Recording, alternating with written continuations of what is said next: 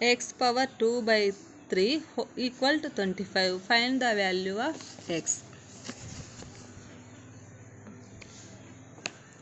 2 by 3 equal to 2 into 1 by 3.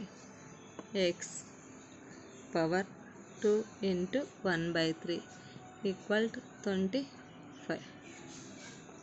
A power mn equal to a power m whole power n. Same right as a power n whole power m.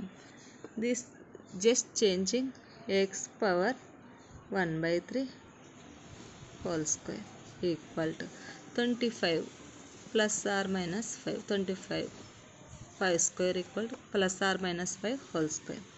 Both sides square cancel. X power 1 by 3 equal to plus or minus 5.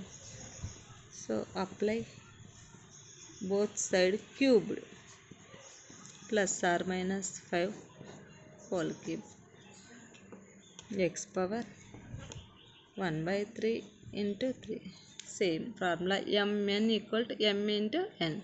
So 1 by 3 into 3 plus or minus 5 cube. 3 cancels. So x equal to plus or minus 5 cube. Write in 3 times. 5 5 is 25. 25 5 is 125. 125. Therefore x equal to 125 or x equal to minus 125.